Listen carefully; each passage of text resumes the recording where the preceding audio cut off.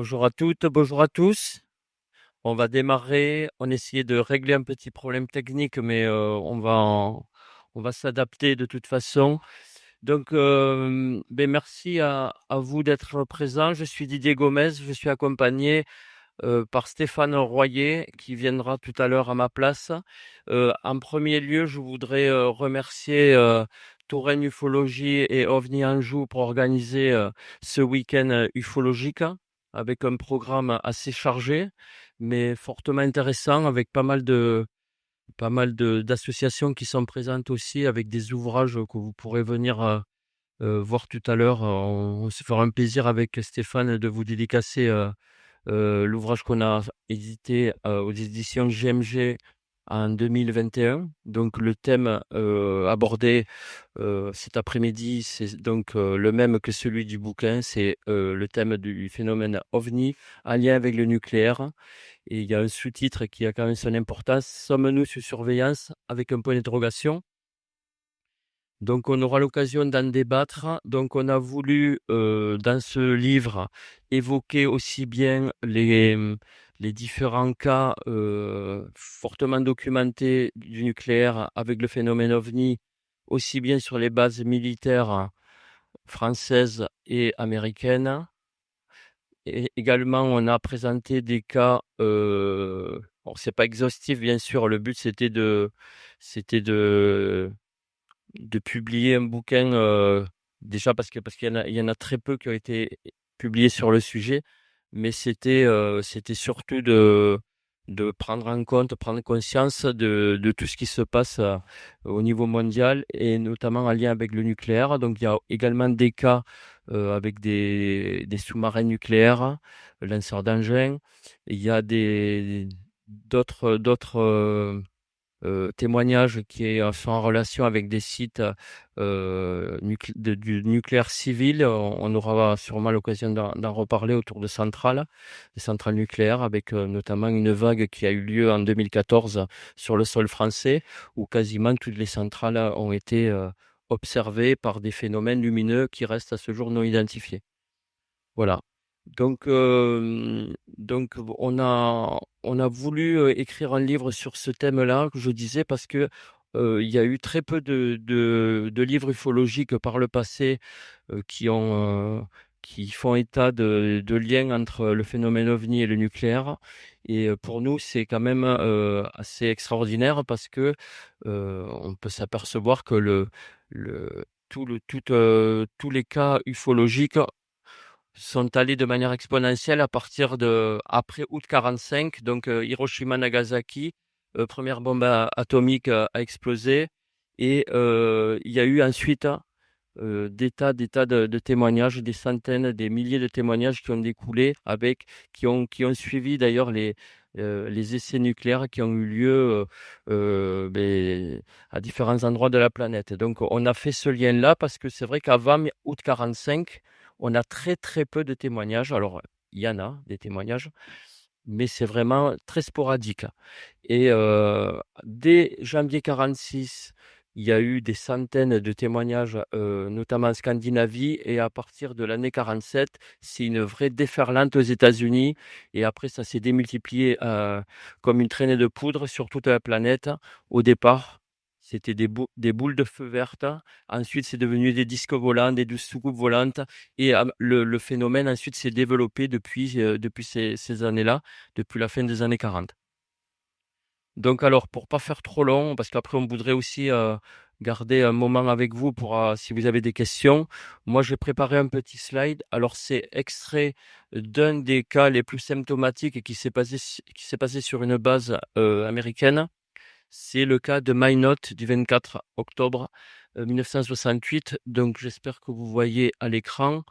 Donc c'est un cas en fait que j'ai publié dans Ufomania Magazine, le numéro 73, qui est sorti en hiver 2012, donc ça fait déjà quelque temps de ça.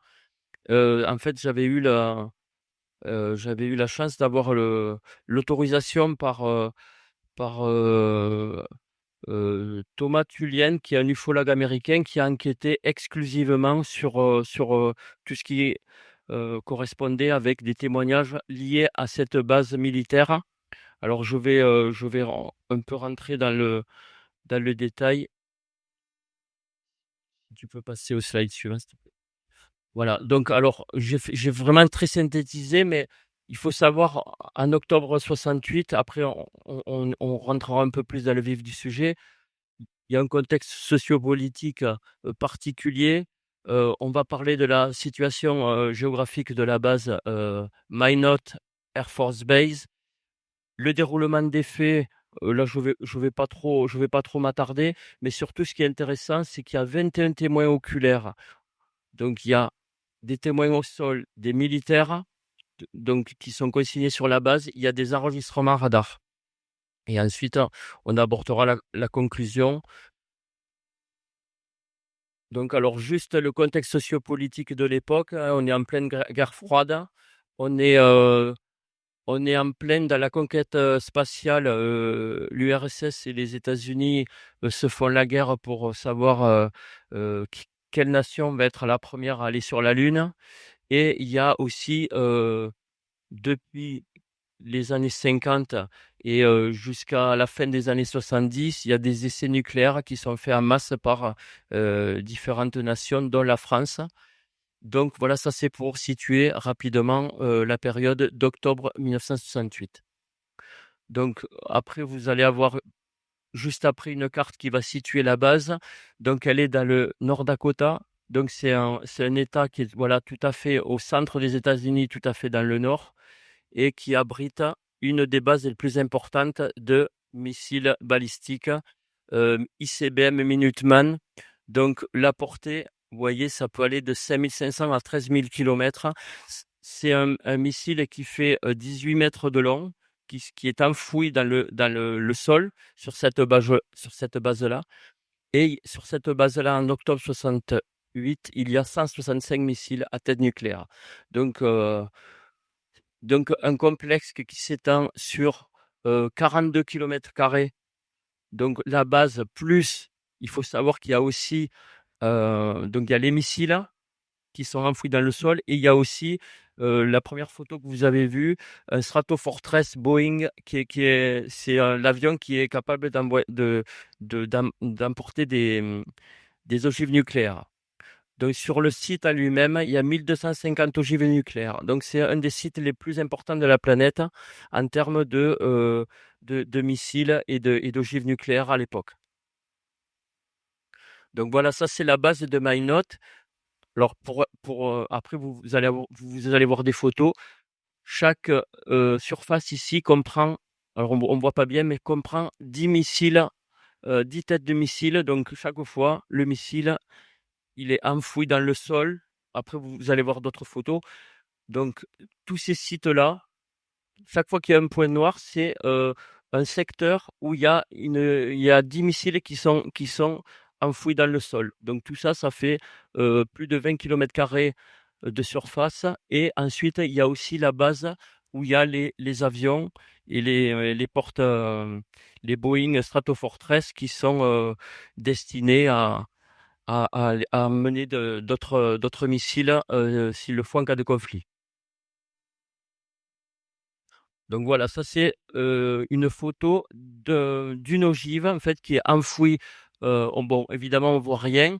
Vous avez ici, l'ouverture du silo, et le missile est à l'intérieur. Voilà, ça c'est une autre photo. Bon, on voit pas grand-chose, mais c'est un peu pour comprendre. Vous voyez, on voit bien que c'est totalement désertique et que c'est, dévolu uniquement à cette base de missiles. Voilà, bon ça c'est une photo qui n'est pas de MyNote, mais c'est pour comprendre. Voilà la taille du missile, et la tête nucléaire est en haut. Voilà, alors là on va passer, parce que je veux pas faire trop long, parce que c'est un cas vraiment très intéressant. Donc le déroulement des faits, le le matin à 2h30, il y a tout d'abord 2 témoins qui sont sur, le site November 7. En fait, chaque structure de 10 missiles, ils ont une appellation. Donc là, il y a November, il y a Oscar, Donc il y a plusieurs témoins militaires qui sont en patrouille sur la base et qui vont observer des phénomènes lumineux à plusieurs endroits de la base. Donc, je vous expliquais que la base faisait 20 km². Donc, vous imaginez bien qu'il faut qu'ils prennent un véhicule pour se déplacer pour aller voir ce que sont ces lumières. Donc, il y a deux premiers témoins visuels sur le site November 7 et il y a d'autres témoins qui sont placés un peu plus loin sur la base, sur d'autres sites, donc là qui sont identifiés dans le rapport avec les noms suivants Oscar 1 et Oscar 6, et même il y a M1, alors M1, je ne sais plus ce que ça veut dire, mais voilà, c'est également un autre site où d'autres témoins vont voir des lumières. Alors, ce qui est intéressant dans ce cas précis, c'est que, il y a, 14 témoins en tout, aussi bien au niveau de la base que sur site, hein, donc des témoins qui se déplacent, qui vont voir des lumières, et il y a également, est-ce que tu peux revenir juste un peu avant, s'il te plaît? Merci.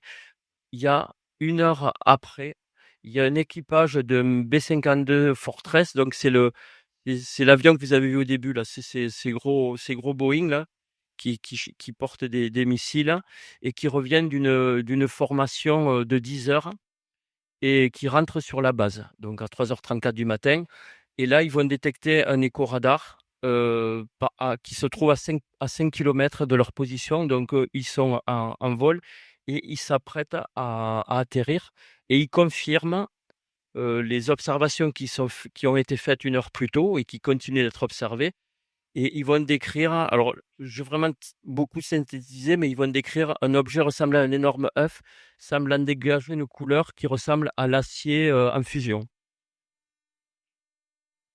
Donc là, je repris rapidement. Donc nous avons en tout 21 témoins oculaires, 14 militaires donc disséminés un peu partout sur la base, et 7 militaires dans l'avion qui rentrent à la base. Donc ce qui est intéressant sur ce cas, c'est que, il y a beaucoup de témoins. On est sur la base la plus surveillée à cette époque-là aux États-Unis. La base est la plus importante en termes d'ogive nucléaire, et il y a des observations. Alors, il y a eu ce cas-là qui a été très fortement documenté, mais sur la base de Minot, il y a eu d'autres cas, bien sûr, d'observation de phénomènes aérien non identifié, et c'est pour ça qu'on l'a repris dans le livre pour démontrer que les sites les stratégiques américains les plus sensibles ont été visités à plusieurs reprises. Donc je vais vous faire grâce de tous les témoignages de pilotes, mais vous pouvez les retrouver dans la revue, puisqu'il y a à peu près une vingtaine de pages avec toutes les retranscriptions des, des militaires, hein, et toutes les traductions. Euh, bon, voilà, ça c'est une photo des pilotes. Donc les enregistrements radar ont confirmé, puisqu'il y a eu un rapport d'enquête suite à ces différentes observations, ont confirmé qu'il y avait bien quelque chose dans le ciel à ce moment-là, au-dessus de Minot Air Force Base. Il y a eu des photos également de prise montrant qu'il y avait quelque chose qui n'appartenait pas à la base et euh, qui s'est promené pendant plus d'1 heure au-dessus de la base. Donc voilà, ça c'est une photo. Bon, après, euh, je ne pourrais pas vous dire où est l'écho identifié, mais c'était pour agrémenter un peu. Il y a eu plein de photos de ce type. Vous pouvez le retrouver aussi sur le site. Je vous redonnerai l'adresse internet si vous voulez aller y jeter un coup d'œil. Si tu peux passer à la suivante. Donc ce cas, comme je vous disais, est tout à fait exceptionnel parce qu'il y a eu beaucoup de témoignages fiables et de pilotes chevronnés, de militaires, d'officiers militaires du commandement américain qui ont maintenu leur version des faits. Donc la conclusion, c'est qu'il y a eu présence d'un phénomène aérospatial non identifié au comportement intelligent avéré et corroboré par des photos et des enregistrements radar. Donc, voilà l'adresse. En fait, si vous voulez aller voir de vous-même, vous tapez MyNote B52 UFO, vous tapez MyNote OVNI, vous allez tomber fatalement dessus. Il y a des centaines de pages de documents. Bon, moi, pour ce cas-là, Thomas Tullien, l'ufologue américain, m'avait donné l'autorisation de publier. J'avais traduit pas mal de pages, mais bon, le cas est super, super intéressant. Je vous ai mis aussi en référence ce bouquin-là qu'on a du mal à trouver de Jean-Jacques Velasco, ancien directeur du CEPRA, Trouble dans le ciel. C'est un des rares qui parle du cas Maïnote et pourtant c'est quand même un cas de référence. Il est aussi dans le Blue Book américain sous le numéro 12548 pour ceux qui connaissent. Et là, j'ai une petite vidéo. Alors, je ne sais pas si ça fonctionne. On va essayer. Tant pis si on n'a pas le son parce que c'est sous-titré en français et c'est sur le cas MyNote. Ça dure 3 ou 4 minutes. Vas-y, tu peux lancer. Je sais pas si on va entendre. In the middle of the Cold War, across remote stretches of the northern United States, the Air Force kept ballistic missiles and B-52 bombers on constant alert. On the night of October the 24th, 1968, at Donc là, Minot vous Air avez Force une Base, vision de la base. Airman First Class Voilà, lui, c'est le premier Michael témoin, Connor Michael Connor, was qui va dispatched voir, to make a routine repair il at va one of the observer missile sites. voilà, c'est lui qui va observer les premières lumières. And out of the corner of my eye, I observed what I thought was a farmer's yard light, but it looked awful bright. As we proceeded down the road, the object appeared to lift off the ground and parallel us down the road until we came to the missile site, at which point we got out of the truck and it just kind of hovered there. Staff Sergeant Bill Smith was in charge of security for 10 nuclear Ce sont missiles. tous des That militaires night, quand he même qui étaient reported seeing chargés strange objects. de surveiller These objects would rise, les they silos would speed nucléaires. up, they would Ouais, slow down, ils font they would hover. ils font état de surplace de la part des ovnis, enfin, des lumières, Could explain. The Minot Control Tower diverted a B-52 to investigate. Alors là, c'est pas tout à fait vrai parce que ils disent que c'est la base qui a lancé le B-52. Il était déjà en vol, il rentrait d'une mission de formation de pilote. Going out to this one area and looking for something. I was curious. I said, well, what are we looking for? And they said, well, you'll know it if you find it. The navigator on the B-52, Captain Patrick McCaslin, suddenly identified an object on his radar screen. I saw a return, faint one sweep, bright the next, large, off our right wing, 3 o'clock, at about 3 miles. And at that point, I asked the radar navigator to turn on the camera, which would then take pictures of whatever was on the radar screen. These pictures Donc of voilà the radar la screen signature show the radar object au bout de la flying flèche. in formation with the B-52. This thing was climbing out with us and maintaining the same heading we were. That was unusual.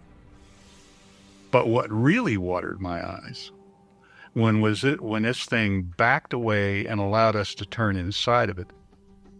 When the object suddenly disappeared from the radar, the bomber turned back to find it. Co-pilot Runyon was the first to spot what appeared to be a glowing craft hovering near the ground. When things like that are happening, it seems like time just stands still. My estimate, overall object was a minimum of 200 feet in diameter, and it was hundreds of feet long. It had a metallic cylinder attached to another a section that was shaped like a crescent moon. I felt that this crescent moon part was probably the command center.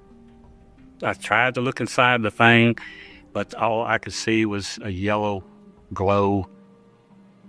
At that point, I was fairly sure that I was looking at an alien spaceship, something that had come here from some other planet other than Earth. Co-pilot Runyon and the other crew members of the B-52 reported their sighting when they returned to the base. According to Blue Book's investigation, the crew of the B-52 and 16 witnesses on the ground said they saw a UFO that night. In its final report, Blue Book concluded that they were all seeing stars. None of those pilots saw stars. I know those pilots. I know Vous what their voyez training l'explication was. officielle par, I know par how many stars they'd le seen gouvernement in the américain, course c'est of their ils ont careers. simplement vu des étoiles. They were not looking at a star. Mais c'est pas du tout ce qu'ils décrivent, moi. It bothers me that Blue Book blew it off. I don't think this incident has ever been adequately explained. Blue Book, en fait, juste pour préciser, pour ceux qui peut-être n'ont pas l'info, c'est une commission qui a été créée aux États-Unis qui faisait suite à d'autres commissions dont le but avéré était d'expliquer tous les cas par des hallucinations, la planète Vénus, des étoiles, des choses qui étaient tout à fait explicables. Mais voilà, c'était pour un peu faire taire l'opinion publique américaine par rapport à tous les témoignages qui remontaient du terrain et notamment des sites militaires, des pilotes. Voilà. Bon, j'espère que vous avez pu quand même lire, même si on n'avait pas une bonne qualité d'image. Nous allons continuer avec Stéphane, peut-être.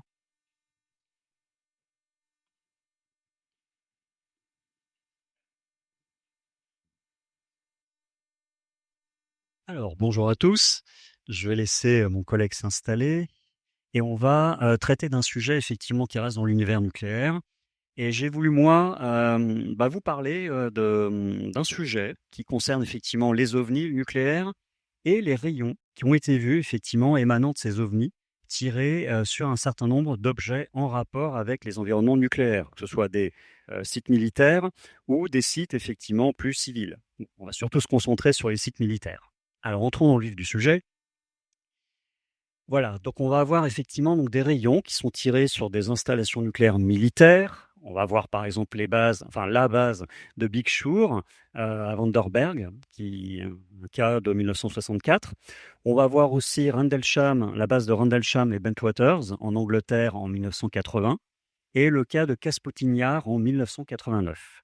Et on verra que sur ces sites, effectivement, on va avoir des rayons qu'on va retrouver aussi sur des installations nucléaires civiles. Et là, je vous donnerai l'exemple de Tchernobyl en 1986. Et on essaiera de voir un petit peu quelle est la nature et l'intérêt de ces rayons. Donc voilà, 3 parties en gros. Commençons par la première, c'est-à-dire les bases militaires. Donc on va examiner 3 cas. Donc 2 bases américaines aux États-Unis et une en Grande-Bretagne, mais sous protectorat américain, pourrait-on dire. Alors, suivante. Voilà, donc on va s'intéresser d'abord à Vandenberg. Alors Vandenberg est effectivement situé en Californie, voilà, et entre août et novembre 1964, on va avoir la base de l'Air Force, donc l'US Air Force, qui se déploie sur les sommets montagneux donc de Big Sur en Californie. Alors c'est un endroit où il y a des montagnes, de la forêt, c'est la forêt de Los Padres d'ailleurs. Et l'objectif donc de ce déploiement, c'est d'y filmer des tests de missiles Atlas. Bon. Parmi les membres de l'équipe militaire, on va y trouver le lieutenant Robert Jacobs, qui lui effectivement est un jeune commandant de la 1369e escadrille photographique en charge de ce qu'on appelle la photo-instrumentation.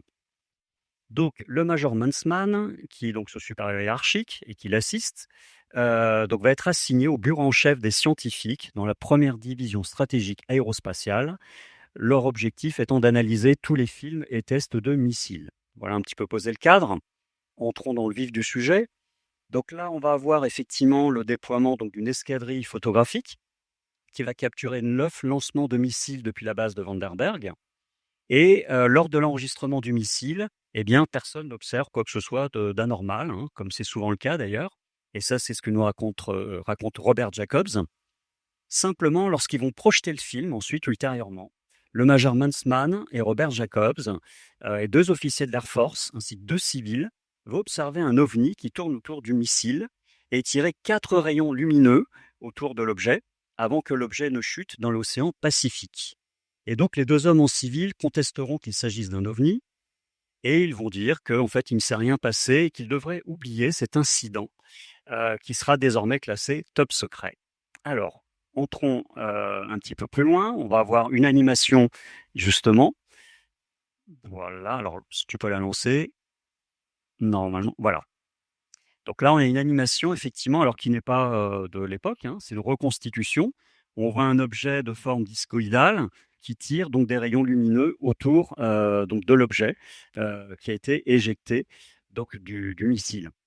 Et en fait, ça, c'est ce que l'on va observer. Il y a donc 4 tirs lumineux et c'est une reconstitution qui sera faite dans les années 90. Voilà, on va avancer. On va voir donc maintenant Robert Jacobs.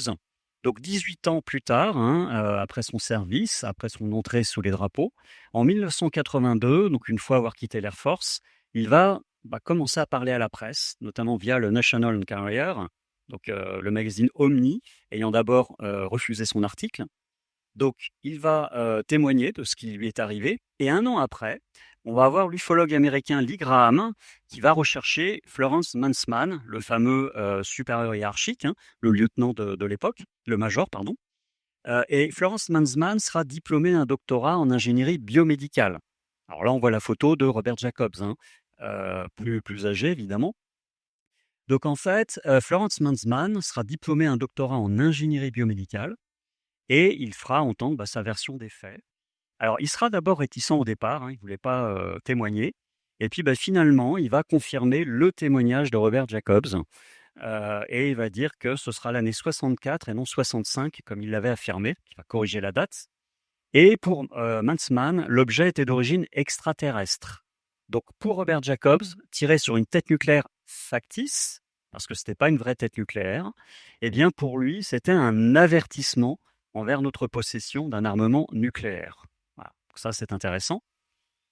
Alors, en 1989, on va avoir Bob Jacobs, Robert Jacobs, qui écrira un article beaucoup plus détaillé sur l'incident de Big Sur dans le MUFON UFO Journal, ce qui lui vaudra donc à ce moment-là d'être harcelé de la part des sceptiques, notamment d'un organisme américain qui s'appelle le XICOP, devenu plus tard le CSI, et leur magazine Skeptical Inquirer. Voilà, et on verra, comme ici sur la photo, James Oberg ou Philippe Giclas. Et en 93, Kingston George écrira un article dans Skeptical Inquirer, en fait c'est lui qu'on voit sur la photo, pour dénoncer cet ovni de Big Sur comme étant un ensemble de leurres expérimentaux cachés dans la coiffe du missile. Des leurres qui devaient être relâchés en vol afin de tromper les radars soviétiques. On est encore dans la guerre froide. Ce sont donc des leurres que Jacobs a pris pour des ovnis. C'est la version élaborée par Kingston George, c'est pas facile à prononcer. Donc, dans cette version, il ne put visionner ce film, Kingston George, car c'est Mansman, le lieutenant Mansman, le major Mansman, qui en eut la garde jusqu'à son départ de l'armée. Et en fait, il n'y a qu'une seule copie de ce film, donc il n'est pas sorti en grand public, on ne le connaît pas. Par contre, ce film a été emmené en avion spécial, il est parti de la base avec les 2 officiers de la CIA, qui ont assisté à la présentation, la projection du film à l'époque. Voilà. Et Kendrick Frazier, donc éditeur en chef du magazine Skeptical Inquirer, servi comme militaire et comme relations publiques des laboratoires nationaux de Sandia, qui sont dédiés à la recherche nucléaire militaire. D'ailleurs, il y aura eu beaucoup d'observations d'ovnis et de boules de feu vertes, entre guillemets, dans les années 40, en gros, 44, 46, autour des laboratoires de Sandia, par exemple. Bon. Et donc, en fait, il est intéressant que Kendrick Frazier, donc aussi un des sceptiques, avait des relations intéressées avec l'armée. Alors, il est intéressant que Florence Mansman, donc le major impliqué dans le projet, ait confirmé le récit, notamment dans une lettre de mai 1987 adressée à un chercheur sur les ovnis, qui est donc... alors, Jacobs a approfondi son récit en 1989 dans une revue sur les ovnis, et ensuite, on va avoir l'entrée en scène de Robert Hastings, qui a écrit 2 ouvrages, dont le premier s'appelle UFOs and Nukes, donc ovnis nucléaires, Alors, Robert Hastings, c'est l'un des enquêteurs américains les plus spécialisés sur le sujet. Il a vraiment écrit 2 livres qui d'ailleurs ont été nos sources principales, hein, entre autres. C'est vraiment un auteur qui mériterait d'être connu davantage en France. Malheureusement, ces 2 ouvrages ne sont pas traduits. Donc en fait, notre ouvrage rend aussi hommage à tout le travail qu'a fait Robert Hastings, lui et quelques autres. Donc voilà. Et donc justement, Robert Hastings va rencontrer Robert Jacob et il va citer son histoire dans son premier livre, UFOs and Nukes. Et ultérieurement, les 2 hommes créeront un documentaire sur le sujet qui s'appelle UFOs and Nukes, The Secret Link Revealed, donc le ovni nucléaire, le lien secret révélé. Voilà. Et la simulation que je vous montrais tout à l'heure est extraite de ce documentaire. Alors, ce qui est intéressant, c'est que le 26 juillet 2023, l'ancien pilote de jet de la Navy, Ryan Graves, témoigne devant la Chambre des représentants. Et il va confirmer que la base de Vandenberg aura bien été survolée une fois de plus par un ovni de forme carrée, de couleur orange, non loin du côté de Santa Barbara, en l'année 2003. Voilà. Et d'ailleurs, vous avez le lien tout en bas, si vous voulez retrouver l'article, qui est en anglais. Voilà, le lien ici. Alors, je sais qu'on ne le voit pas très bien, mais ceux qui le veulent, je pourrais leur envoyer. Alors, évidemment, que nous dit Ryan Graves? Je vous cite ce qu'il a dit au Santa Barbara Independent. Un vaste groupe d'entrepreneurs de Boeing opérait près de l'une des installations de lancement à la base de Vandenberg lorsqu'ils ont observé un très grand carré rouge de 100 yards, donc environ 91 mètres, donc de côté, s'approcher de la base depuis l'océan et planer à basse altitude au-dessus de l'une des installations de lancement, donc a expliqué Graves. Cet objet est resté environ 45 secondes avant de filer au-dessus des montagnes. Donc, encore une fois, hein, on est sur des observations très brèves, même s'il y a eu des observations OVNI de beaucoup plus longue durée. Et donc une observation qui a eu lieu à 8h45 du matin. Voilà. Alors, autre citation, plus tard dans la soirée, après le coucher du soleil, des rapports ont fait état d'autres observations sur la base, incluant des comportements agressifs. Ces objets s'approchaient de certains agents de sécurité à grande vitesse avant de repartir, a déclaré Graves. Et d'ailleurs, en 2021, la base de Vandenberg sera rebaptisée Vandenberg Space Force Base. Voilà. Ça, c'est pour le détail. Alors, deuxième cas de figure, la base de Rendlesham Bentwaters, qui est située en Angleterre. Alors, le cas est en 1980. Il faut savoir qu'à l'époque, c'est la pleine guerre froide. Et les Américains ont implanté une base de missiles en Angleterre, donc pays ami, pour pas dire autre chose. Et donc, ça se passe autour de la forêt de Rendlesham, donc dans la région de Suffolk, hein, dans le sud-est de l'Angleterre. Et évidemment, cette base était inconnue du grand public, bien sûr, mais en tout cas, des missiles nucléaires y étaient entreposés. Et ça, c'était peu connu, bien sûr. Alors, le 26 décembre 1980, un objet volant de forme triangulaire, doté de nombreuses lumières, est observé par le colonel Charles Halt et de nombreux militaires. Donc Charles Halt qu'on voit sur la photo. Alors, c'est le lendemain, dans la nuit du 27 au 28 décembre 1980, qu'ils furent nombreux à observer plusieurs objets lumineux dans le ciel, de forme discoïdale. Et le chef de la police militaire de la base en informa le colonel Halt, lequel décida de rejoindre la douzaine de militaires qui étaient déjà postés en bordure de la forêt. Ils constatèrent que la source lumineuse provenait de la clairière où a été observé le premier phénomène. Ils atteignirent l'endroit et virent un objet rougeoyant en forme d'ellipse, flottant à environ 4 mètres au-dessus du sol. Puis l'objet lumineux va pulser, il va éjecter une flopée de particules et se séparer en 5 objets distincts qui s'envolèrent immédiatement. Donc aussitôt après, 3 objets lumineux seront détectés dans le ciel et confirmés par les radars de la base et ceux de Londres. Donc 2 objets se trouvaient au nord et un au sud. Et puis un 4e objet lumineux va apparaître au sud, se diriger à très grande vitesse vers le groupe de militaires, qui va se figer à une trentaine de mètres de. Et soudain, l'engin va projeter une sorte de rayon laser devant leurs pieds pendant quelques instants avant que l'objet ne reparte dans les airs en disparaissant à nouveau. Les 3 autres objets vont continuer à évoluer rapidement, avec des mouvements angulaires. Ils feront jaillir aussi des lumières rouges, vertes et bleues. Les 2 objets au nord restèrent visibles un peu plus d'1 heure et celui au sud entre 2 et 3 heures. Ça, je vous disais qu'on peut effectivement avoir des observations d'OVNI, soit très rapides, fugaces, soit très longues. Voilà, et puis effectivement, ces derniers objets projettent de temps en temps des rayons de lumière vers le sol. Donc ça, c'est un cas où on a beaucoup de rayons lumineux. Alors, l'information va finir par fuiter en 1983 grâce au Freedom of Information Act, la loi américaine qui permet à tout contribuable de demander communication des archives américaines. Donc, Charles Halt déclara également que ces manifestations pouvaient avoir a priori un lien avec les stocks d'armement nucléaire présents dans les sous-sols de la partie américaine de la base. Ça, c'est intéressant. Et selon les observateurs militaires de la base, lors des manifestations survenues les 27 et 28 décembre, un grand nombre de témoignages évoquent le fait que l'un des ovnis projetait une sorte de rayon laser à l'endroit exact des bunkers contenant les têtes nucléaires. L'endroit n'est pas un hasard. Les heures et les jours suivants, les bruits de couloir laissaient entendre que certains dispositifs électroniques relatifs aux armements nucléaires avaient été mis hors service durant un certain temps. Alors, voilà. Voici une déclaration du colonel Charles Halt. Donc, ce qu'il nous dit, ce devait être quelque chose au-delà de la technologie humaine, à cause des vitesses et des mouvements de ces appareils, les angles pris et tout ce qu'ils faisaient. Ces objets auraient-ils pu être contrôlés à distance? Certainement. Je n'ai jamais vu de petits hommes verts, mais il est possible qu'il s'agisse d'une technologie extraterrestre. Bien sûr, je souhaiterais obtenir des réponses, mais je pense que je ne les aurai jamais. Nous avons vu des objets qui étaient sous le contrôle d'une intelligence. Je répète que c'est un militaire.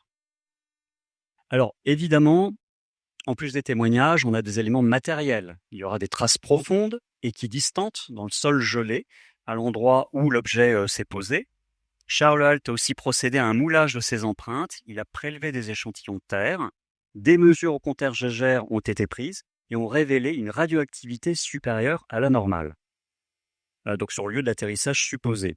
Et les militaires ont aussi observé des marques importantes d'abrasion sur l'écorce des arbres. Bref, des preuves physiques, matérielles.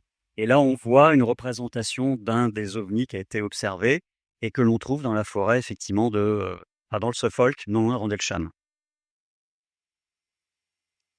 Alors, troisième cas, le cas de Kaspotin-Yar, qui lui a eu lieu en 1989. Donc, on voit, c'est plus au sud de la Russie, Kaspotin-Yar. Alors, pendant très longtemps, ça a été une base aérienne et c'est devenu un cosmodrome qui se situe dans l'oblast d'Astrakhan, à peu près 100 km de la ville, enfin à l'est de la ville de Volgograd. Et la base a été créée en 1946. Alors, le 28 juillet 1989, près du site d'essai nucléaire de Kaspotin-Yar, des membres de 2 unités militaires soviétiques ont observé un ovni planant pendant plusieurs heures au-dessus de l'arsenal de la base. Selon les rapports manuscrits, donc qui sont conservés par le KGB, l'ovni a survolé les magasins de l'unité et s'est dirigé vers l'arsenal de missiles, et pendant ce survol, un rayon lumineux est apparu sous l'ovni. Les rapports ne précisent pas si des missiles nucléaires étaient présents, ni s'il y a eu une interaction directe entre le rayon et les installations ou les missiles. Cette observation a été consignée par 4 témoins interrogés par le KGB. Et les fichiers du KGB contenaient les rapports manuscrits de l'observation. L'OVNI a survolé les magasins de l'unité et s'est dirigé vers l'arsenal de missiles. Cet engin a dirigé un rayon lumineux issu de sa partie inférieure en direction du dépôt de missiles. Alors, on a ici donc un extrait effectivement des documents du KGB. Voilà. Alors, ce qu'il nous dit, c'est « J'ai grimpé jusqu'à la tour du guet et j'ai regardé l'objet à une hauteur de 18 pieds, c'est-à-dire 5,40 m. Je pouvais clairement distinguer un clignotement régulier, brillant comme un flash de caméra. L'objet a survolé les magasins de l'unité et s'est dirigé vers l'arsenal de missiles, environ 1 km. Il volait à une hauteur de seulement 60 pieds, c'est-à-dire 18,28 m, au-dessus du dépôt et brillait dans une sorte de vert phosphorescent. C'était un disque de 12 pieds, donc 3,60 m à 15 pieds, 4,57 m, de diamètre avec un dôme semi-sphérique. Alors que l'objet planait au-dessus de l'arsenal, un rayon lumineux apparut sur sa face inférieure, là où la lumière avait clignoté auparavant et a dessiné 2 ou 3 cercles. Ensuite, l'objet s'est déplacé vers la gare, toujours avec cette lumière clignotante. Ensuite, il est revenu au dépôt de missiles et a plané à 180-200 pieds, c'est-à-dire 60 mètres à peu près, au-dessus de lui. 2 heures après le début de l'observation, l'objet s'est dirigé vers la ville je vois pas très bien, d'Akhnouinsk, et a disparu de notre champ de vision, a écrit le responsable des communications, Voloshin. Ça, c'est un document du KGB de l'époque. Et voici l'engin tel que dessiné par l'enseigne Voloshin, de l'OVNI, avec effectivement un rayon au-dessus de la base de Kaspotin-Yar, le 28 juillet 1989. Et c'est une source de Michael Hesemann, ufologue américain. Alors, 5 témoignages provenant du premier centre sont le fruit du lieutenant Klimenko, de 2 caporaux et de 2 soldats. Dans la nuit du 28 au 29 juillet, ces militaires ont observé des ovnis entre 22h15 et 23h55 à une distance de 3 à 5 km. Jusqu'à 3 objets ont été vus simultanément. Un objet exécutait en silence des déplacements saccadés avec des dépôts, des départs et des arrêts très brusques, des périodes d'immobilité. Tous les témoins ont vu un avion de chasse tenter de s'approcher de l'objet et celui-ci s'échappait à une vitesse fulgurante, donnant l'impression que l'avion faisait du surplace. Seul le bruit de l'avion a été entendu alors que l'OVNI devait avoir atteint une vitesse supersonique. Et on a 2 autres témoignages, donc émanant d'un centre voisin du premier, concernant l'observation d'un OVNI de 23h30 à 1h30, à une distance allant de quelques kilomètres à 300 mètres. Celui-ci a été décrit par le sous-lieutenant Voloshin comme un disque d'environ 5 mètres de diamètre, surmonté d'une coupole hémisphérique brillamment éclairée. Le sous-lieutenant a joint à sa déposition un croquis de la soucoupe. Celle-ci se déplaçait brusquement d'une manière totalement silencieuse, et parfois restait immobile entre 20 et 60 mètres au-dessus du sol. En compagnie d'un soldat, donc Valéry Voloshin, il l'a observé immobile à 300 mètres de distance. L'objet émettait une lumière verte phosphorescente et une vingtaine de mètres au-dessus d'un dépôt de missiles. Il a éclairé ce dépôt par un puissant faisceau de lumière mobile pendant au moins une dizaine de secondes. Alors, là, nous avions des cas militaires. On va maintenant examiner un cas civil, donc avec la centrale nucléaire de Tchernobyl, où là, vous verrez, on n'aura peut-être pas le temps d'entrer dans le détail, mais c'est un cas qui est extrêmement intéressant. On en parle longuement dans le livre. Il y a beaucoup de détails et surtout beaucoup d'analyses scientifiques, de preuves scientifiques sur ce qui s'est passé. Alors, Tchernobyl, donc là, on est le 26 avril 1986. Alors, aujourd'hui, alors Tchernobyl fait partie de l'Ukraine aujourd'hui. À l'époque, c'était de l'URSS. Et on est au-dessus du réacteur numéro 4 de la centrale Lénine qui, soudain, explose. Bon. Il faut savoir que dans les jours et les semaines qui vont suivre, on va avoir 600 000 liquidateurs de radiation, c'est-à-dire des gens qui sont venus pour enlever les matières radioactives, pour secourir les blessés, enlever tout ce qui pouvait être enlevé de radioactif. Et 600 000 liquidateurs de radiation sont morts dans les travaux de secours et d'isolation de la centrale. C'est quand même énorme. Alors, voici ce que déclare le professeur Nesterenko, qui est un spécialiste en santé humaine et en radiation. Donc, il a déclaré ça en janvier 2005. Mon opinion est que nous avons frisé à Tchernobyl une explosion nucléaire. Si elle avait eu lieu, l'Europe serait devenue inhabitable. Donc là, on est passé à 2 doigts de l'enfer, si j'ose dire. Alors, un témoin qui s'appelle Mikhail Varitsky, qui était ingénieur à la centrale nucléaire, affirmera avoir observé un ovni au-dessus de la centrale nucléaire.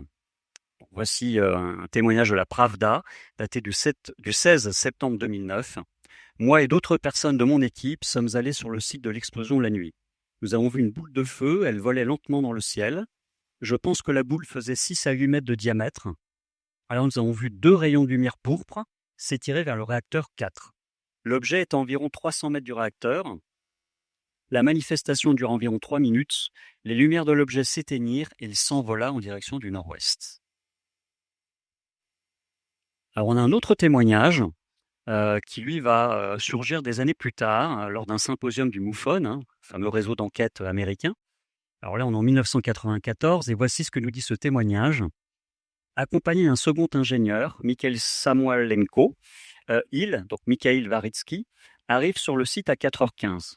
Après avoir brièvement constaté l'ampleur de l'accident, les ingénieurs décident de quitter la zone pour des raisons de sécurité. Alors qu'ils s'éloignent du périmètre dévasté, ils peuvent observer une sphère dans le ciel, d'environ 10 mètres de diamètre. Sous le regard ébahi des ingénieurs, la sphère tire 2 rayons rouges sur le réacteur endommagé, le numéro 4. L'OVNI reste encore 3 minutes dans le périmètre avant de disparaître. Le compteur Geiger des ingénieurs indiquait une concentration radioactive de 3000 milliroentgens par heure, donc ce qui permet de mesurer la radioactivité, au moment d'arriver sur le site. Après le tir des rayons rouges, la mesure enregistre une nette baisse de la concentration qui ne monte plus qu'à 800 milliroentgens par heure. Autrement dit, on est quasiment divisé par 3. Le récit des 2 ingénieurs indique donc que l'intervention de l'OVNI visait à réduire le niveau de radioactivité dans le périmètre environnant. À titre anecdotique, on peut noter qu'un mois avant la catastrophe, un enquêteur russe, Vladimir Rubtsov, s'est entretenu avec un contrôleur du trafic aérien de l'aéroport de Kharkov, qui lui signala de nombreux comptes rendus d'OVNI dans la région de Tchernobyl par des pilotes en ligne. Autrement dit, il y avait déjà des observations avant l'accident. Donc, est-ce que le réacteur était sous surveillance? On peut se poser la question. Alors, on a cette fois-ci une source plus scientifique. Là, c'est extrait du livre qui s'appelle La vérité sur Tchernobyl, où Grigory Medvedev, qui est donc ingénieur en chef responsable de la construction de la centrale de Tchernobyl, va nous faire le témoignage suivant. Le déchiffrement des données recueillies par l'ordinateur permet de conclure qu'une boule d'énergie électrique, légèrement aplatie et mesurant près de 7 mètres de diamètre et 3 mètres de hauteur, s'est formée dans le tiers supérieur de la zone active du réacteur. Près de 50 tonnes de combustible nucléaire se sont alors évaporées sous l'impact de cette boule et ont été projetées dans l'atmosphère à une hauteur variant entre 1 et 11 km. Ça, c'est intéressant. Alors, je parlais tout à l'heure de choses, de rapports scientifiques autour de Tchernobyl. Alors voici Georges Lochak. Alors Georges Lochak est un physicien français spécialisé dans le domaine nucléaire et avec 3 de ses camarades ou collègues russes, Filipov, Rukadzek, il m'en manque un. Non, je crois que j'ai les 3. Voilà, Ureskayev, merci. L'Institut physique général de l'Académie des sciences de Moscou. Ils vont rédiger en 2003 le rapport Lochak. Alors que dit ce rapport? Déjà qu'il y a des anomalies majeures qui sont pointées dans ce rapport, et notamment qu'une partie importante du combustible nucléaire a disparu. Donc quelque part, ça vient corroborer le témoignage précédent. Alors, au vu de tous ces sujets-là, on pourrait se demander quelle est la nature de ces objets tirés par ces ovnis, ces engins, ces objets, appelons-les comme on veut. Qu'est-ce que c'est? Alors, on va essayer de formuler des hypothèses. Alors, quelques hypothèses sur ces rayons. Voilà. Alors, la première, c'est que ça pourrait être une sorte de scanner qui viendrait sonder ces sites et qui permettrait de détecter l'existence, par exemple, d'engins nucléaires et peut-être même de détecter les fissures ou les autres anomalies. On sait que, j'en parlerai demain, mais en France, sur les centrales nucléaires qui ont été survolées en 2014, on sait qu'il y avait des fissures dans les réacteurs nucléaires. Alors, deuxième hypothèse, c'est que ça pourrait être un outil avec un effet électromagnétique sur les mécanismes des missiles. Est-ce qu'en gros, ce serait une impulsion électromagnétique qui pourrait désactiver justement le lancement de ces missiles? On sait que ça a été le cas. Troisième hypothèse, ça pourrait être un moyen permettant de faire diminuer les radiations. On a vu avec Tchernobyl que ça a été le cas.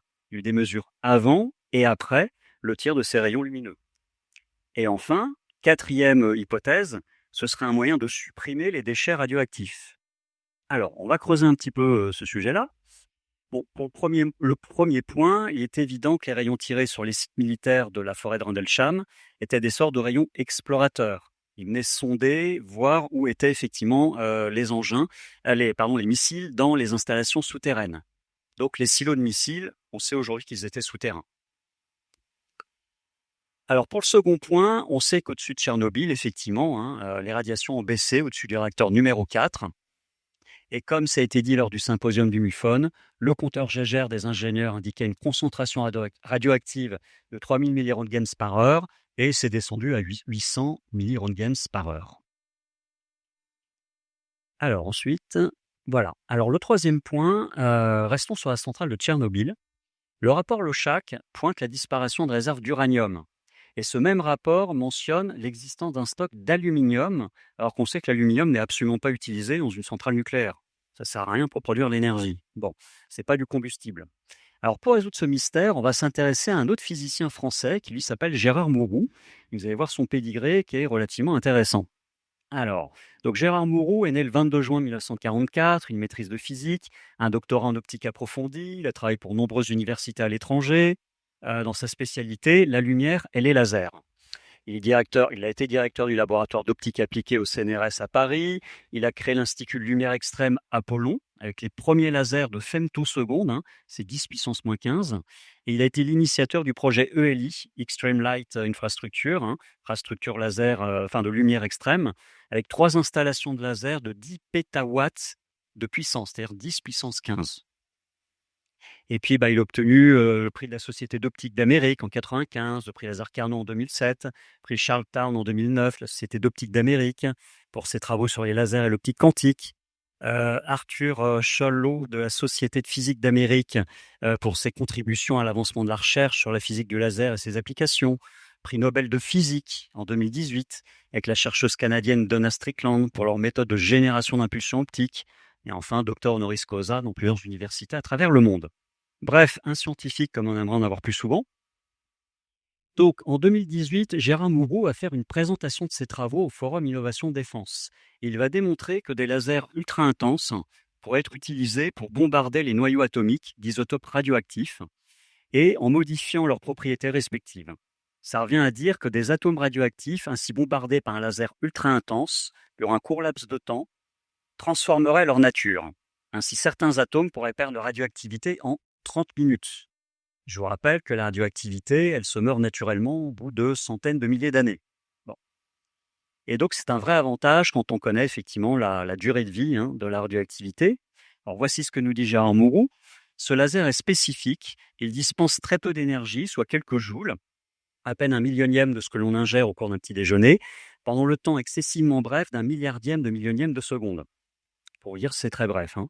Le but est de diminuer considérablement la radioactivité des déchets qui durent plusieurs centaines de milliers d'années, alors afin qu'ils ne soient plus un fardeau laissé aux générations futures. Noble tâche. Alors, en septembre 2019, il y a eu un article dans Science et Avenir sur justement Gérard Mourou et ses travaux. Et donc, il nous expliquait le principe de la transmutation des déchets nucléaires par le biais d'un laser approprié. Alors, entrons un peu plus dans ce sujet. Voici ce qu'il nous dit. Par la transmutation d'éléments chimiques, ce terme était utilisé par les alchimistes du Moyen-Âge qui voulaient transformer le plomb en or, un rêve impossible. Depuis le milieu du XXe siècle, le développement de la physique nucléaire, ce terme a pris une signification bien précise. Il s'agit de transformer un élément en un autre en agissant sur le noyau atomique. Pour les déchets nucléaires, le but est de transformer des éléments radioactifs à vie longue en d'autres éléments, soit non radioactifs, soit capables de se désintégrer en peu de temps. L'objectif ultime est de rendre ces déchets non radioactifs. Alors, on nous donne un exemple. Prenons l'exemple, alors c'est très technique, mais c'est bref. Prenons l'exemple du technétium, 99 Tc. Sa demi-vie est de 211 000 ans. C'est-à-dire que si l'on dispose d'un kilogramme de 99 TTC, le technétium, il faudra attendre plus de 2000 siècles pour qu'il n'en reste plus que 500 grammes. Le reste sera transformé en ruthénium, un métal dur non radioactif, donc stable. Et si l'on parvient à rajouter un neutron au noyau du technétium, on forme alors un autre isotope du TC, le 100 TC. Ce dernier a une demi-vie de 16 secondes seulement. Toutes les 16 secondes, la moitié d'un volume disponible est transformé en un autre isotope de ruthénium, stable et non radioactif. Comparons un instant 211 000 ans à 16 secondes. La transmutation permet donc de venir à bout très rapidement de déchets radioactifs à vie longue. Alors voici le schéma qui était donc dans le Science et Avenir à l'époque. Vous voyez ici, on a donc le laser qui va donc, par le biais d'un neutron, frapper le noyau de neptunium, par exemple. Il va entraîner donc la fission, effectivement, donc de différents éléments, du molybdène, du technétium, puis du ruthénium, chacun ayant donc des éléments de vie qui sont courtes. Voilà. Je vous l'ai fait courte. Alors, si on revient sur le rapport Lochak, l'une des anomalies détectées, alors ce qu'il nous dit, c'est une des étrangetés de Tchernobyl, c'est qu'on a découvert dans les débris de l'uranium enrichi à des doses tout à fait extraordinaires. Le maximum qu'on a retrouvé était de 27%, alors que le combustible d'un réacteur RBMK, c'est ce qu'on trouvait à l'époque en Russie, est enrichi au départ de 2%. De plus, le réacteur de Tchernobyl était destiné à être arrêté quand l'accident est survenu. Manque de peau, l'accident eut lieu avant. Le combustible étant usé, enrichi environ 1,1%. Il n'y avait aucune explication à ce phénomène d'enrichissement, donc anomalie. Une question va alors se poser, des ovnis ont-ils transmuté la matière fissile du réacteur numéro 4 pour en atténuer la dangerosité? Donc par conséquent, on peut confirmer que la troisième hypothèse évoquée plus haut, sur la nature des rayons observés sur les sites nucléaires, serait bien un moyen de supprimer la radioactivité. Voilà, donc tout cela est développé effectivement dans notre ouvrage, et si vous avez des questions, eh bien, nous sommes présents. On vous attend.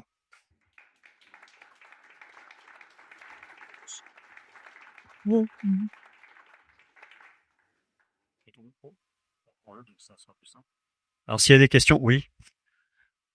Le micro va arriver.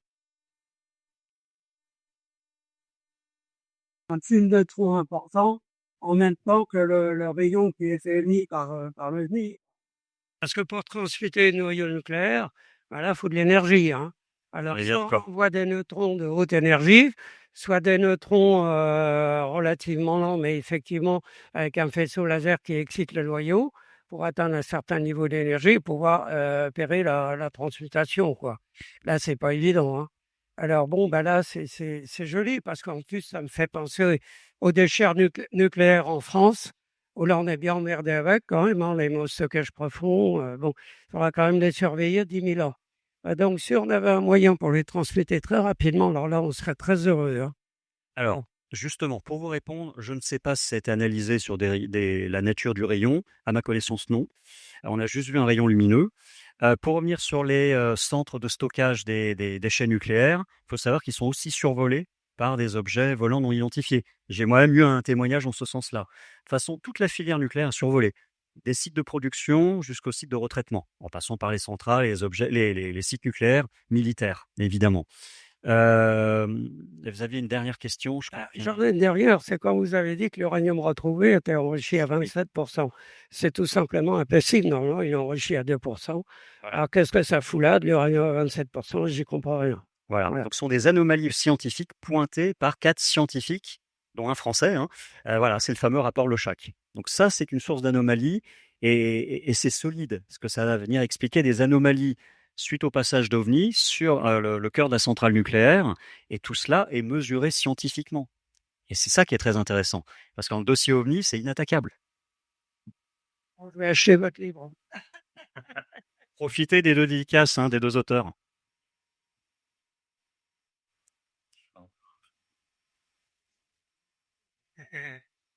Oui, bonjour, par rapport au lien, OVNI et nucléaire, votre livre, il est sorti quand, si c'est pas Il est sorti en 2021, juin 2021. je sais pas si vous avez dû le suivre, les avancées de la coalition scientifique sur l'étude des UAP, là, aux USA, Oui, bien le sûr. CU, avec les différents articles, justement de recoupement avec les cas Blue Book et l'ensemble, du phénomène, surtout les tests nucléaires. Pour ceux qui savent pas, allez voir le SCU.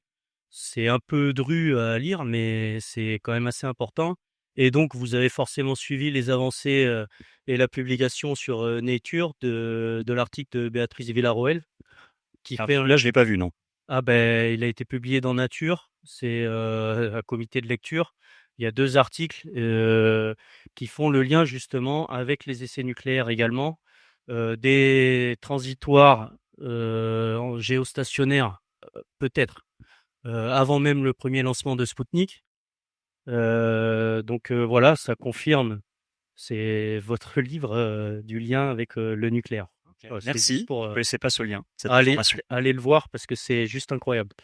En fait, bon, pardon, je suis un peu fort. En fait, au niveau de l'ufologie, vous savez tous que c'est un phénomène mondial et on voulait, nous, surtout mettre l'accent sur le fait que, tous les sites, stratégiques, nucléaires, civils ou militaires n'étaient pas épargnés, par ces apparitions. Et effectivement, après, on a plein d'exemples, concrets, qui sortent, qui sont complètement inexplicables, là, par rapport à tout ce que vient d'évoquer Stéphane sur Tchernobyl. Mais il y a plein d'exemples et on n'a pas pu tout mettre dans le livre, mais ça pose débat, effectivement. Tu avais une question devant? Oui. Oui, bon. Est-ce que lors de la sortie de votre livre, des personnes de l'ADEME ou de la sûreté nucléaire, officieusement, vous ont approché, ont été intéressés par vos recherches et votre synthèse Alors moi, non. sur la problématique? Non, voilà. Non, personne, à mon avis. Je pense qu'ils veulent rester dans leur coin tranquillement et pas faire de vagues sur le sujet. Oui. Alors, par contre, s'ils veulent venir nous rencontrer, c'est avec plaisir. D'accord, oui. Dans ce message. Très bien. À la personne là-bas. Parce qu'il n'y a pas eu de... Non, ouais. Personne qui... Oui, oui. Allez-y, monsieur. Oui, bonjour à tous. Alors moi, j'ai pas de questions à vous poser, mais j'ai été témoin d'un OVNI. Alors, ça s'est passé dans les années 80, et ça correspondrait à peu près à ce que votre exposé, c'est que je me trouvais entre Étretat et Le Havre, sur une route à peu près à, disons, peut-être entre 1000 et 2000 mètres de la mer. Donc, sur une route, la plaine, puis la falaise de 60-70 mètres, et au-dessus, un disque jaune. Et ça correspondrait un peu à ce que vous veniez d'expliquer, c'est que il y avait la centrale de Panly et la centrale de Paluel qui étaient dans le profil. Alors, il était entre 11h et 11h30 du soir. Évidemment, j'allais pas appeler le journal pour leur demander, pour leur dire, parce qu'ils m'auraient dit vous allez faire un gros dodo demain, vous verrez, il n'y a plus rien. Non, non. Le lendemain matin, j'ai acheté mon journal et devant des centaines de témoins, la gendarmerie du Havre a constaté devant des centaines de témoins cet objet. Alors, c'était jaune pâle, un disque. Ce qui est étonnant, c'est que je me trouvais dans ma voiture avec ma femme et mes enfants. Il n'y avait personne. Il n'y avait pas de, comment dirais-je, de contrainte de nuisance lumineuse de nulle part. C'est la nuit complète. Et moi, je me suis arrêté en pleine campagne, mais personne n'a voulu descendre de la voiture, même pas mon chien. Oui. Et moi, je suis descendu et ça s'est mis en état stationnaire. C'est ça qui m'a étonné. Et donc, le lendemain matin, quand ça a été su par les journalistes, ils ont fait une enquête auprès du port autonome du Havre pour voir s'ils n'avaient pas fait des travaux sur la mer. Il n'y avait rien. Ils ont correspondu aussi avec la météo, s'ils n'avaient pas envoyé, par exemple, un ballon sonde. Bon, l'armée, ils n'ont rien dit parce que l'armée, c'est la grande maître. On ne sait pas. Et alors, en fin de compte, moi, je vais dire, j'ai rien vu. J'ai vu un disque jaune se déplacer. Et ensuite, moi, je coupais ma route, je rentrais chez moi, je couchais les enfants parce que le lendemain matin, ils allaient à l'école. Donc, moi, je voyais plus. Mais ça a suivi la côte et devant des témoins devant la plage du Havre, des centaines de témoins ont vu cet objet. Et alors, je n'ai plus les dates, mais je pense que si vous voulez le retrouver, c'est dans les années 80, ça doit se retrouver facilement. C'est pour ça que si j'avais été tout seul, je serais peut-être pas venu vous le dire. Mais après, j'ai su sur le journal qu'il y avait eu des centaines de témoins. Ce qui correspondrait aux centrales, peut-être dans le coin. Et c'était en quel journal, vous vous souvenez? Ça, c'était Le Havre Presse. Le Havre Ça a été Presse. diffusé dans Le Havre, ça a été diffusé aussi dans Paris-Normandie, puisque c'est une filiale. Ok. Et quelle forme avait cet objet? C'était un disque jaune, mais d'un jaune pâle, pas le soleil. Comment vous expliquer? Je vois peut-être la lampe, là, vous voyez, le jaune de la lampe. C'était assez pâle. Mais moi, ça m'a impressionné parce que ma femme me dit, mais c'est la Lune. Mais je dis, bon, la Lune, elle avance pas comme ça. Elle avance, oui, mais enfin, c'est pas elle qui avance, c'est nous. Mais je comprenais pas pourquoi. Voilà, c'est un témoignage. Bah, merci pour ce témoignage, Merci. très intéressant. Parce que il n'y a pas beaucoup de gens qui j'ai vu un ovni. Ok, merci. Oui, puis en plus, c'est un témoignage qui corrobore, encore une fois, tout ce qu'on dit. Donc voilà, il y en a plein comme vous, j'en ai rencontré quelques-uns. Ça, on ne sait pas. Ok, merci. D'autres questions? Ouais, j'aurais 2 questions en une. On est de la même région tous les 2, avec Didier. Est-ce que dans ton livre, tu as l'occasion de parler d'un cas qui a été très connu, dans le Tarn-et-Garonne, qui était à Golfech? Oui, bien sûr, on en a parlé, oui, tout à fait. Et la deuxième question serait, perso, j'ai été, avant-hier dans l'armée de l'air.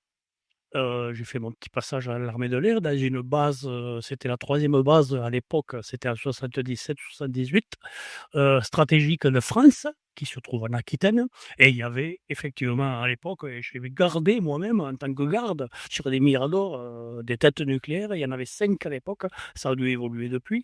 Et est-ce qu'il y a eu des cas donc sur des observations, sur ces sites nucléaires, militaires en France, en plus de Golfech? Nous, on n'a pas fait d'enquête de terrain puisque on a confronté nos archives personnelles pendant le Covid. On a profité d'écrire ce livre-là puisqu'on avait sensiblement écrit sur le même thème. Donc, on a regroupé un peu nos idées.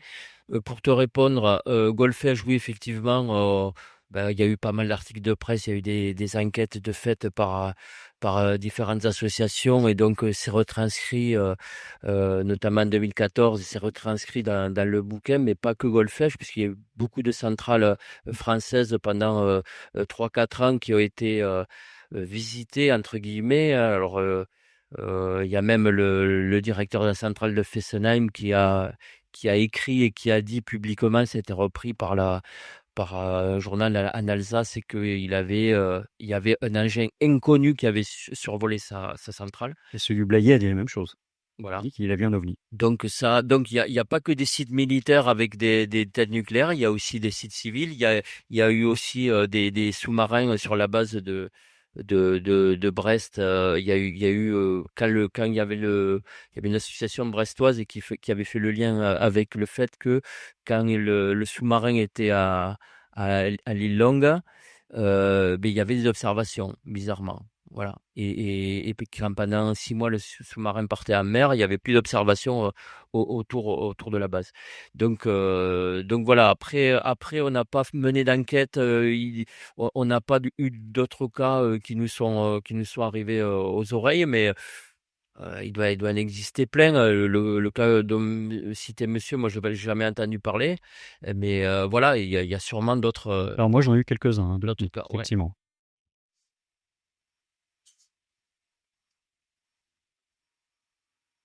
Oui, mais c'était pas au-dessus d'une centrale nucléaire. Après, J'espère oui, que il y a c'était pilote. beaucoup de témoignages. Martial. C'est vrai que Stéphane, dans le cadre des repas UFO, t'as dû entendre beaucoup de témoignages à la naissance. Ah ouais. Il me vient à l'esprit que, en France, nous avons une structure quand même très particulière. Nous avons le centre de recueil des déchets radioactifs de toute l'Europe, de toutes les matières fissiles, notamment à La Hague, où et là, nous avons un stock vraiment de matières radioactives et de déchets gigantesque. C'est vraiment un cas unique au monde. En tout cas, la France gère des déchets nucléaires, non seulement de la France, mais aussi d'autres pays. Donc, est-ce que La Hague, il y a eu des cas de survol parce que c'est vraiment colossal par rapport même à l'échelle de la France, quoi.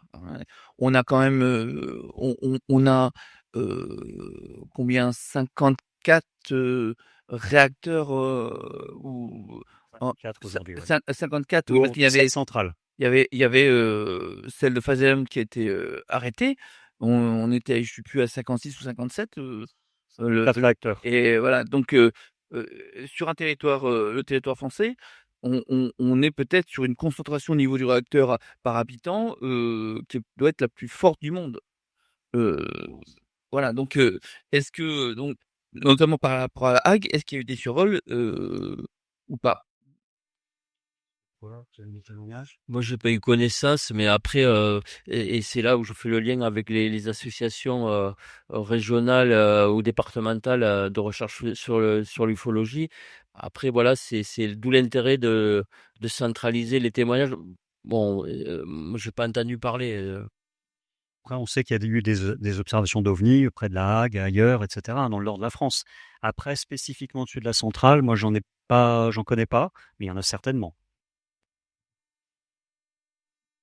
Et juste pour rebondir sur ce que tu dis, concernant les centres de retraitement déchets nucléaires, j'ai rencontré un témoin il y a 2 ans qui effectivement m'a dit avoir observé un ovni de forme quadrangulaire, hein, enfin 4 angles, une sorte de carré lumineux rouge au-dessus d'un site de retraitement de déchets. C'était pas dans le nord, c'était plus dans le centre ou le sud de la France. Je suis l'endroit exact en tête. Surtout qu'il y a des convois, notamment par exemple qui viennent d'Allemagne, qui ramènent des matières fissibles qui ont été utilisées dans les centrales après retraitement, qui les amènent pour être stockées à La Hague. Donc à ce moment-là, même est-ce qu'un convoi aurait pu être survolé? Moi, honnêtement, j'ai pas eu vent qu'il y a eu des suites, des véhicules comme ça, enfin, Oui.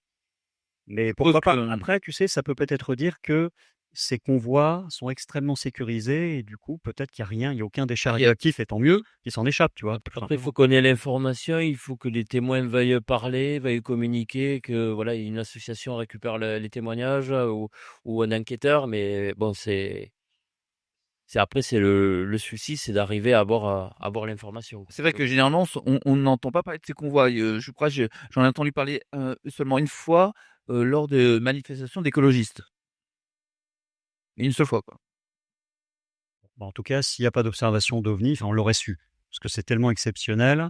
Des OVNI qui suivent des camions, des voitures, bon, ça on connaît depuis les années 50, 60.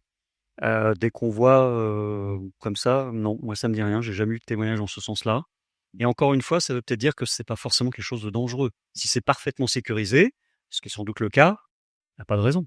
Par exemple, on a un site aussi, en France heu, qui est chargé de gérer les têtes nucléaires, françaises, puisqu'en plus, de manière, heu, elles sont, dire que régulièrement, les têtes prennent de l'âge et on est obligé de les changer. Donc elles Alors sont là. demain, je montrerai une cartographie de l'âge des réacteurs. Effectivement, ils vieillissent en France. Ah, les personnes qui veulent parler. Bonjour. Oui. Excusez-moi, oui, bonjour. Est-ce que vous avez eu écho que plusieurs laboratoires dans le monde, dont la Corée, les États-Unis et même en Europe, font en fait des recherches qui, je pense, font écho aux observations OVNI sur un essaim de nanorobots pouvant s'assembler, se désassembler. Enfin, ça me fait penser un peu à une cellule, enfin, vous voyez ce que je veux dire.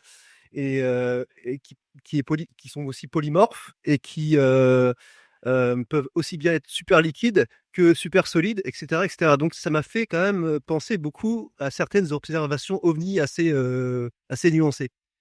Donc vous avez déjà parlé, je pense, une fois dans vos vidéos, si je me souviens bien. Alors c'est possible. Et qui fait écho à une technologie assez symbiotique où la matière, l'énergie, etc., n'a pas vraiment d'importance, quoi. Alors Vous c'est voyez, intéressant. vous voyez ce que je veux dire? Non, mais Oui. je Alors là, vous oui. êtes le seul que j'ai entendu parler de ça.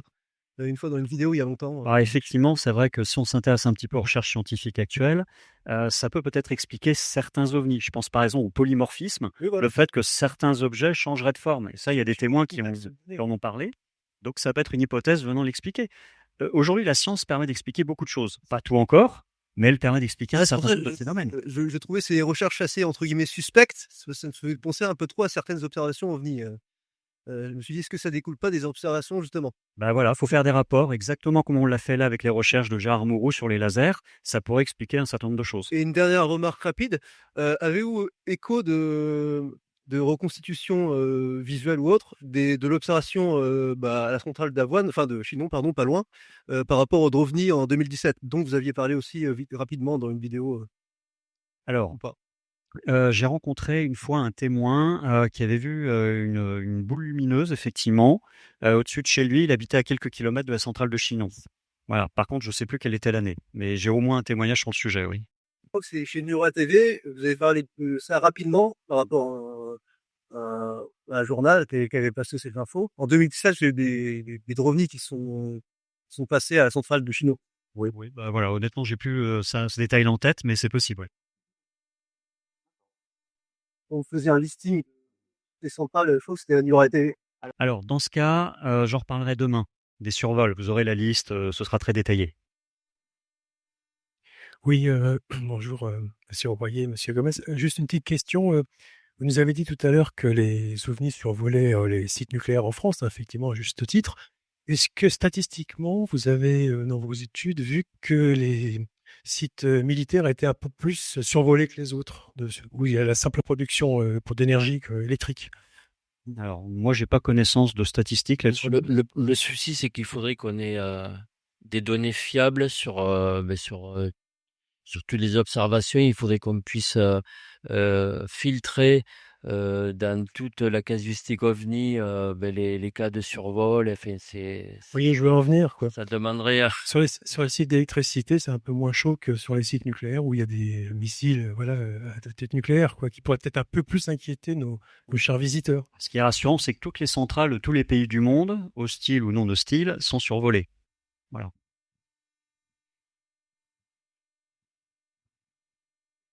Pour ce qui est des données en France, il y a Michael Vaillant, qui avait, réalisé une étude là-dessus et je crois que dedans c'est inclus, les sites militaires et ils ont pas corroboré, mais s'il y a des trucs au-dessus des sites militaires, les militaires, ne diront, rien.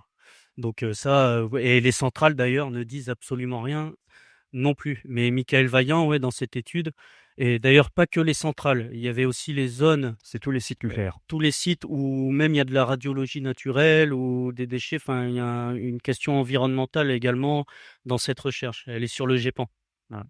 En fait, c'est Michael Vaillant et quelques autres, hein, qui ont fait une étude, du GEPAN d'ailleurs, qui ont fait une étude sur le sujet, expliquant que dès lors qu'il y avait des sites, militaires, il y avait un facteur, alors je sais plus quel est le facteur en question, multiple, hein, d'observation d'OVNI. C'est-à-dire qu'on verrait plus d'OVNI en étant autour de sites nucléaires, qu'ils soient nucléaires, militaires ou civils. Voilà, en gros, si on habite autour d'une centrale nucléaire, logiquement, on a plus de chances de voir, quelque chose d'étrange que si on habite, en plein centre-ville, je sais pas, en la Creuse, la Bretagne, où il y a peut-être moins de risques à ce niveau-là.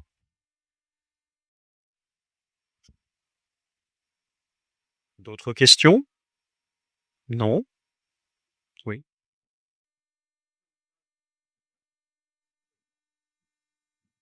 Alors là, c'est un autre sujet.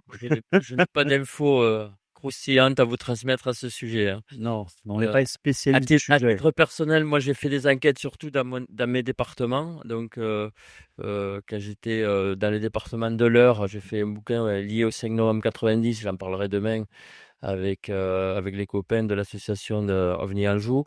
Et après, j'ai fait des études sur le Tarn, sur, 50 ans de témoignages dans le Tarn, mais après je vais pas jusqu'à la base 51. Et voilà, donc je sais pas, tu as pas d'infos non plus? Oh, j'ai pas spécialement d'infos. Après, moi, je me méfie toujours. Effectivement, il y a pas mal de choses qui sont publiées sur l'ufologie américaine. Alors, moi, j'essaye de vérifier, quand je peux, autour de chez moi. Déjà par chez nous, déjà, c'est bien. On a beaucoup à faire ici déjà. Donc, après, oui, effectivement, je vois des vidéos passer, je lis des choses là-dessus, mais bon, j'ai pas d'infos précises, qui corroborent ou pas. Bon, Ouais, juste le pour il y a dire que je pense qu'il y a aussi une forme de désinformation sur la base 51. Alors, une des désinformations, c'était que ça a toujours servi pour, travailler à des prototypes, d'avions et cetera, du côté américain. Mais est-ce que ça ne cacherait pas autre chose? Voilà, je vous laisse, réfléchir à cette question. Alors oui, je lisais un article sur, au niveau des Chinois, ils construisent énormément de centrales nucléaires. Ils ont construit, l'équivalent d'un EPR, très rapidement. Ils mettent en œuvre des très gros moyens pour, en fait, être autonomes, le plus possible en énergie. Et c'est vraiment, là, ils sont dans un équipement, ils vont très, très vite. Alors que nous avions eu un mouvement pour arrêter le nucléaire. Eux, ils ont été dans un mouvement au contraire, d'expansion du nucléaire. Alors là, on va peut-être aussi, voir de nouvelles observations, de nouveaux phénomènes qui, seraient à ce moment-là ciblant, on va dire, tout un parc nucléaire, neuf chinois. Alors, je suis moins sûr que toi, parce qu'en fait, les survols qu'on a eu en 2014, j'y reviendrai demain, c'était sur un parc de centrales nucléaires vieillissantes, pour la plupart. Des centrales neuves, je suis pas sûr qu'en Chine, ce soit survolé, en tout cas pas tout de suite. Oui, mais elles ont été très, très vite, construites. Est-ce que Alors, sinon, tout dépend de la technologie, parce qu'aujourd'hui, on est en train de développer une technologie de centrale nucléaire au thorium. Et le thorium, c'est autre chose. C'est un autre matériau qui est plus abondamment répandu, qui est beaucoup plus sûr et dont les déchets nucléaires, sont retraités plus vite. C'est-à-dire que la radioactivité naturelle part beaucoup plus vite. Donc même peut-être que les recherches de Jean Armour aujourd'hui sont désuètes. Voilà, donc peut-être que justement, il n'y a plus besoin de survol, il n'y a plus besoin de sécurité, de surveillance entre guillemets sur ces centrales. Qui sait? et qui plus est, la Chine est en train de s'équiper en tête nucléaire, où l'estimation est à l'heure actuelle de plus de 700 têtes nucléaires. Ouais, ça c'est un autre problème. Donc, on est aussi sur une autre, dimension, d'équipement C'est à une autre échelle. de matériel, militaire. Ouais, peut-être que dans les années à venir, on aura vent justement de survol de ces centrales nucléaires, ces Et sites militaires chinois qui n'existent pas officiellement. faut pas se faire d'illusions, c'est que on est aussi avec, la situation actuelle où des nations voudraient s'équiper en tête nucléaire. Regarde ce qui se passe en Iran, hein, entre autres.